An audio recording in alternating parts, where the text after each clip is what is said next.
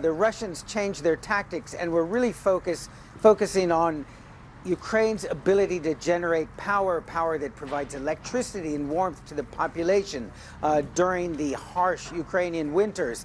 But the Ukrainians, for one thing, their air defense capabilities have drastically improved, and they've also proven very adept at sort of solutions to the situations created when that infrastructure was hit. So now the Russians seem to be changing their focus, focusing on military targets, but in the process, we're seeing more civilians are being killed. Now, yesterday in Slovyansk, 2 civilians were killed, more than 30 people injured when there was a strike on that town.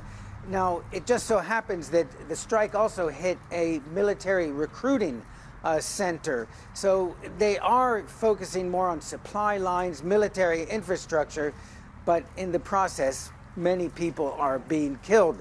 Now, as far as the battle in Bakhmut, the commander of Ukrainian land forces says that their focus at the moment is try to, in his words, destroy as many of the enemy as possible and prepare for a counter, or rather create the conditions for a counteroffensive.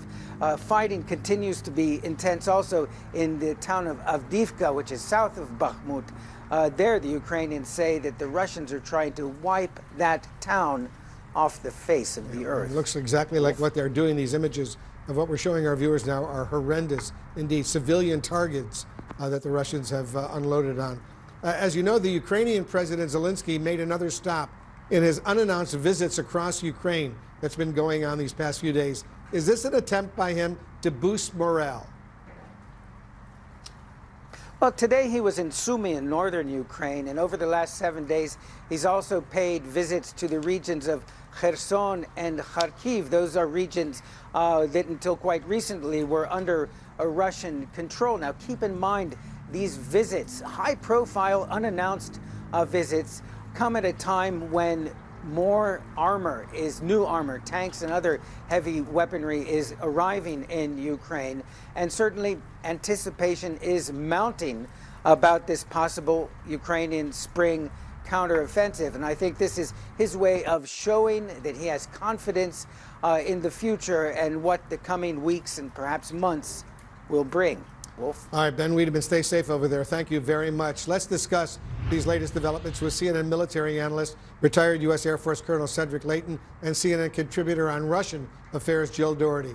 Colonel Leighton, 24 Russian attacks over the last day or so, according to a Ukrainian report, the heaviest combat concentrated along the eastern front. What is Russia's strategy at this point in the fight, specifically targeting these civilian areas, these residential apartment complexes, schools, kindergartens, for example? Yeah, Wolf, so the basic idea behind the Russian strategy is to soften things up for a continuation of their offensive.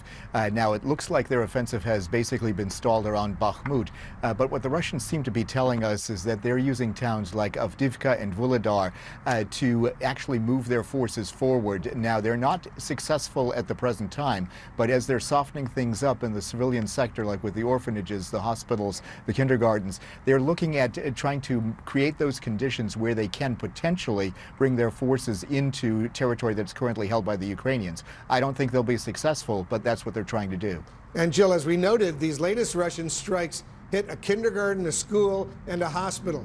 We've seen this brutality before from the Russian military. This cruelty seems to be deliberate, but what's your analysis? Well, I think obviously some of it is deliberate, and then some of it is simply their inadequate fighting techniques and weapons that, are not precise. I saw this, Wolf, in Chechnya, where they essentially flattened, the capital, Grozny, and this is a technique that they use. They're using it in Syria as well. So it's not surprising. But I think, some of the interesting stuff is their projection of power in the Far East, which is, very far from Ukraine, but I think very connected to that fight. Yeah, going after the civilian targets in Ukraine, clearly war crimes that are under investigation right now. Colonel Leighton, a Ukrainian commander, says Ukraine's trying to wear down the Russian army in Bakhmut. That's a key city on the front lines, of course. Is that strategy working? Well, it seems to be at least partially working, Wolf, because a lot of Russians and Wagner Group mercenaries are actually falling victim to this. The Russians are losing quite a few men in this fight. In fact, there are huge cemeteries that are being built up in the south of Russia because of this.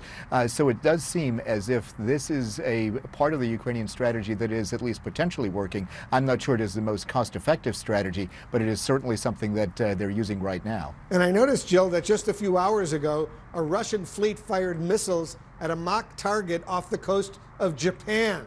So what message is Putin sending? I think there are a couple. Number one, force projection. We can go anywhere. That's part of it.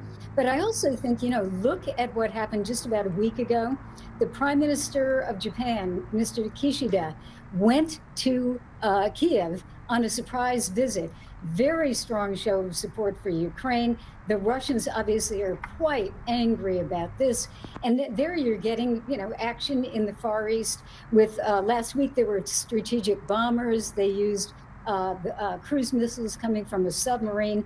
And I noted that the Secretary of the Russian Security Council, Mr. Patrushev, said the U.S. is pushing Japan to militarize, just like World War II, he says, and turn Japanese citizens into kamikazes. So this is, more of the same, that it's all the United States behind everything, just as they say that the United States is, trying to militarize Ukraine and use it to attack Russia. It's really, I think, again, it's a signal that they are worried, angry, and the battle is not going well.